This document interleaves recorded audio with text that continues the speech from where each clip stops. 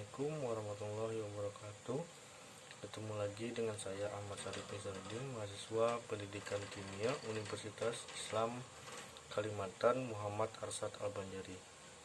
Nah, pada pertemuan kita kali ini kita akan membahas tentang reaksi kimia, kesetimbangan kimia, dan ketetapan kesetimbangan.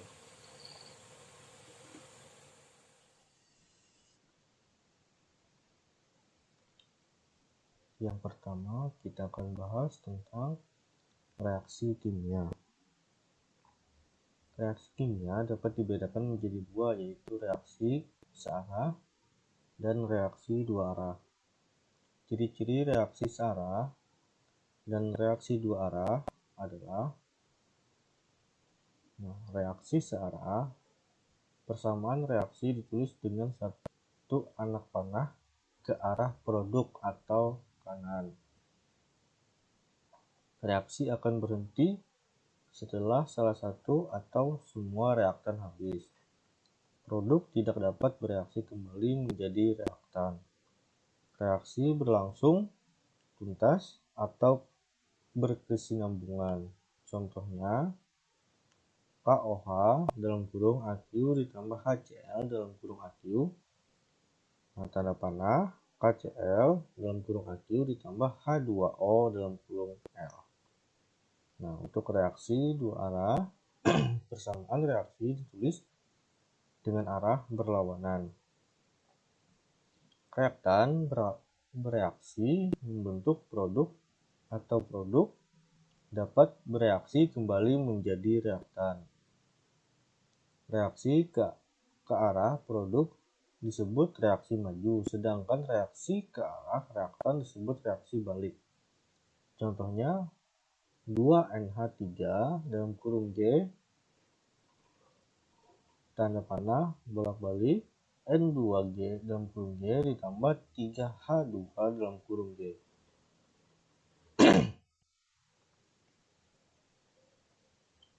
Nah, yang kedua kita akan bahas tentang kesetimbangan kimia.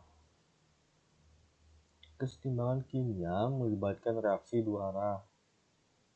Pada awal proses reaksi, terjadi reaksi ke kanan yang menyebabkan zat-zat produk bertambah. Sesaat setelah produk terbentuk menjadi reaksi, sebaliknya reaksi ke kiri yaitu pembentukan zat-zat reaktan. Jika laju reaksi ke arah produk sama dengan laju reaksi ke arah reaktan, tercapai keadaan setimbang. Pada saat setimbang, ada beberapa kemungkinan keadaan konsentrasi reaktan dan produk. Misal, pada reaksi A2 dalam kurung G,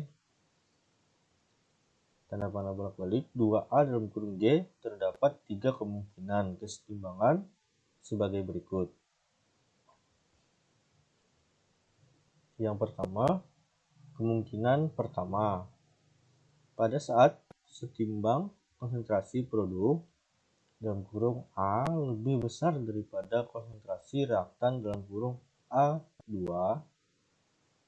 Pada awal reaksi konsentrasi reaktan maksimal dan makin lama makin berkurang. Sedangkan konsentrasi produk 0 dan makin lama makin bertambah. Saat kesetimbangan tercapai, konsentrasi reaktan dan produk tidak berubah. Yang kedua, kemungkinan kedua.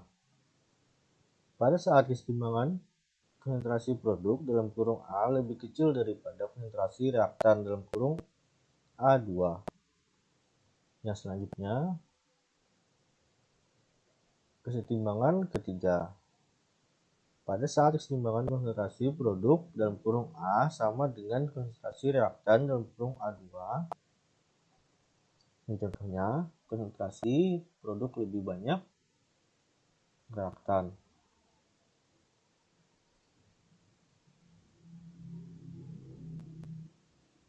Nah, kesetimbangan homogen.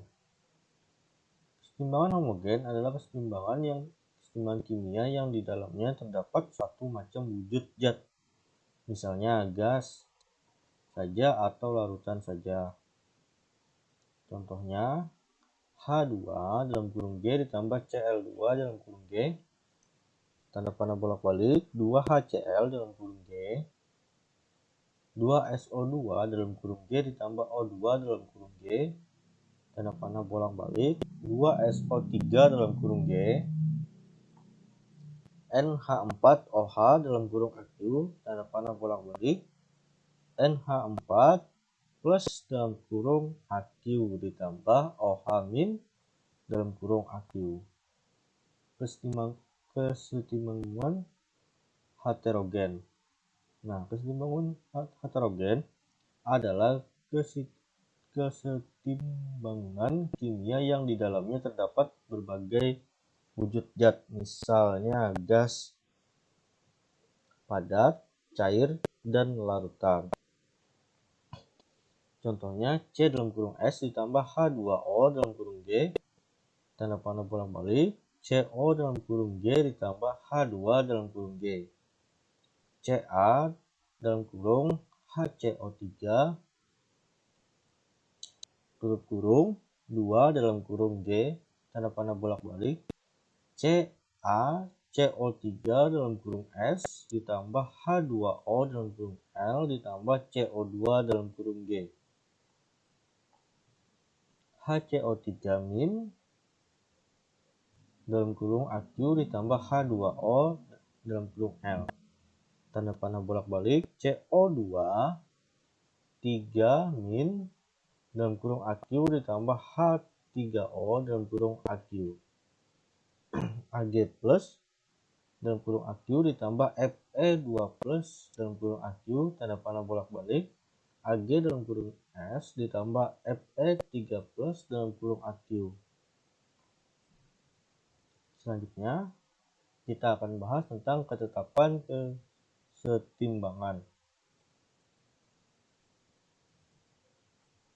Goldberg dan Wang mengemukakan hukum kesetimbangan dalam reaksi kesetimbangan kimia sebagai berikut.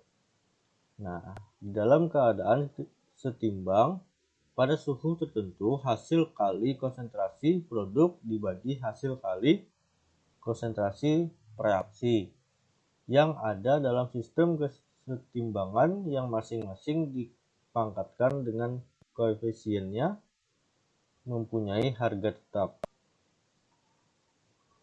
Hasil bagi disebut dinamakan tetapan kesetimbangan, dilambangkan dengan K kecil. Spesi yang masuk dalam tetapan kesetimbangan berdasarkan konsentrasi dalam kurung K besar C kecil hanya fase gas dan larutan. Nah, H2 dalam kurung G ditambah Cl2 dalam kurung G, tanda panah bolak-balik 2HCl dalam kurung G. K besar C kecil sama dengan dalam kurung HCl pangkat 2 dibagi dalam kurung H2 tutup kurung buka kurung lagi Cl2 tutup kurung. C besar dalam kurung S ditambah H2O dalam kurung G, tanda panah bolak-balik CO dalam kurung G ditambah H2 dalam kurung G. K besar C kecil sama dengan buka kurung CO tutup kurung buka kurung lagi H2 tutup kurung dibagi dalam kurung H2O. Ini soal latihan untuk kalian pelajari. Nah, yang pertama, tuliskan rumus K besar C kecil untuk reaksi-reaksi berikut. Yang pertama, 2ZNS dalam kurung G ditambah 3O2 dalam kurung G, tanda panah bolak-balik 2ZNO dalam kurung S ditambah 2O2 dalam kurung G. Yang kedua, 2HCRO4 min dalam kurung AQ, tanda panah bolak-balik Cr2O7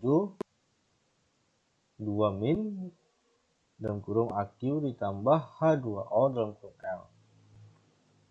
Nah, pertanyaannya, apakah reaksi-reaksi di atas termasuk keseimbangan homogen atau heterogen? Soal yang kedua, 0,1 mol HL dimasukkan ke dalam tabung 1 liter dan terurai sesuai reaksi. Nah, 2HL, tanda panah bolak-balik, H2L2. Jika L2 yang terbentuk adalah 0,02 mol, berapa harga H-nya? Sekian pembelajaran kita pada kali ini. Kita akan bertemu lagi pada pertemuan selanjutnya. Salah hilap saya mohon maaf. Saya akhiri. Assalamualaikum warahmatullahi wabarakatuh.